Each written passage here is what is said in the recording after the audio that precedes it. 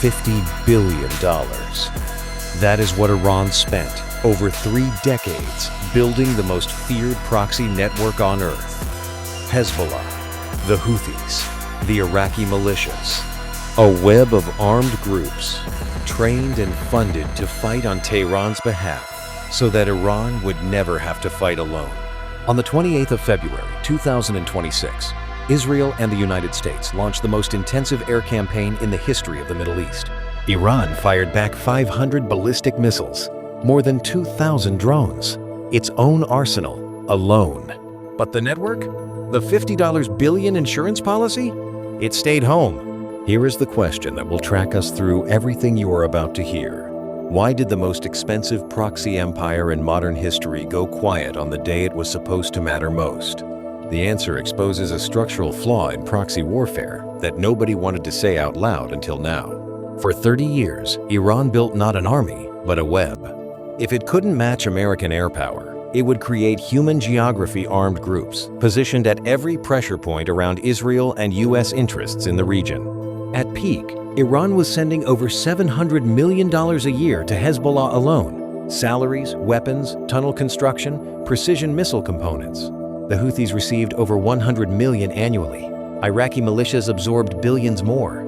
If this scale of hidden financing surprises you, subscribe. What the money actually bought and why it failed is stranger than the numbers. The doctrine was called strategic depth. Before any attack could reach Iran, the proxies would ignite multiple simultaneous fronts that would overwhelm Israel and exhaust American willpower.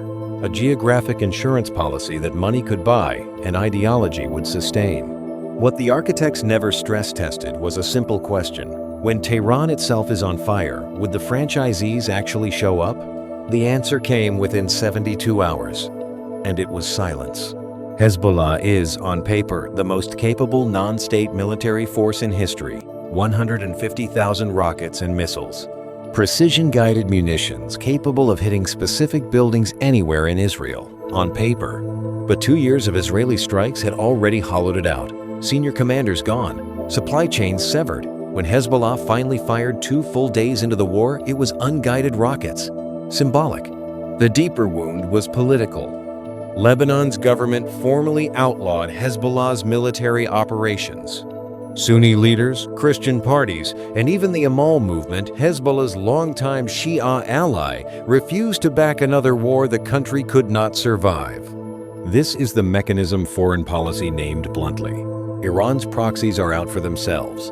Hezbollah serves Lebanon's Shia population first, Tehran second. And Lebanon's Shia population, after 2 years of Israeli strikes and economic collapse, had no appetite for another round. Proxies, it turns out, have constituencies of their own. And when patron and constituency pull in opposite directions, the constituency wins. The Houthis were the wild card.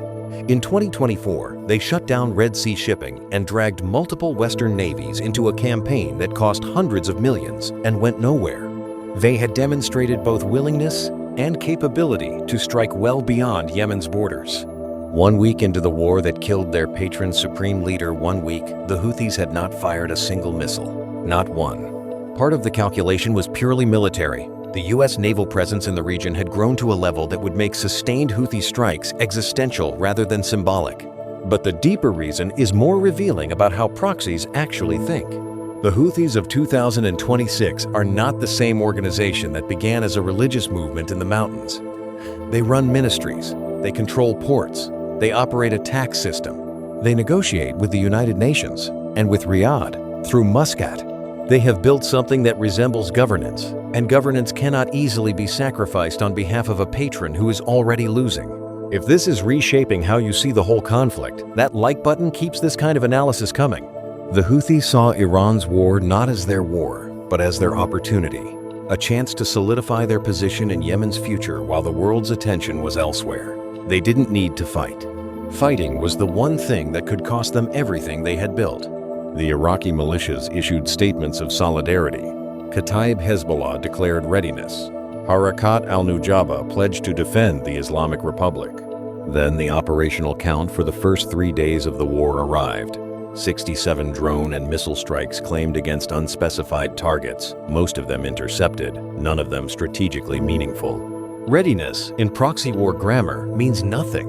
What matters is what gets fired, and where, and when it changes the military equation. And on all three criteria, the Iraqi militias delivered nothing that altered the war's trajectory by even a degree. The historical pattern is unmistakable. When the Soviet Union began its terminal decline, the satellite states of Eastern Europe did not rush to save it. They stepped away not in dramatic betrayal, but in quiet self-preservation. Patron loyalty dissolves when the patron can no longer protect the client. And this flaw is not limited to Iran. Russia's Wagner Group expanded aggressively across Africa until the Kremlin's interests and Wagner's diverged, and Wagner turned its weapons toward Moscow. China's maritime militia operates on the same transactional logic. Every great power that outsources its military ambitions eventually makes the same discovery. Hired allies don't fight patron wars. They fight their own wars, at times of their own choosing. Which brings us back to Iran, fighting alone. By day 12, US and Israeli strikes had hit nearly 10,000 sites, nuclear infrastructure, missile production facilities, command structures. The IRGC chain of command was fractured. The IEA had just released 400 million barrels of emergency oil reserves, the largest such release in the organization's history, to prevent the Strait of Hormuz closure from collapsing global energy markets. Closing the strait is Iran's last meaningful card, but the IEA release buys the world only 26 days. After that, the economic pressure on global energy markets returns, and with it, the pressure on Iran to either escalate or negotiate from a position of profound weakness.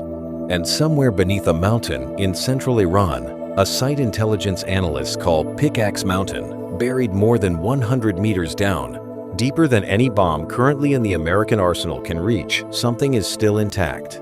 Exactly what? Nobody outside Tehran knows. So here is the answer to the question we started with. Iran spent $50 billion not on an alliance, but on a franchise model. And when the franchisors started losing, the franchisees did what franchisees always do. They protected their own revenue, their own territory, their own future. The axis of resistance was never an axis. It was a collection of self-interested actors who rented Iranian money to pursue Iranian-adjacent goals until the costs of that arrangement outweighed the benefits. The war continues, but the lesson is already written. The most expensive proxy empire in history collapsed not because of bombs, but because of incentives. And every geopolitical architect who believes hired loyalty is real loyalty should be watching this very carefully. If this gave you a sharper picture of what's really happening, hit that like button and subscribe for more deep dives into current events. Drop a comment below. Do you think the proxies will ever join this war?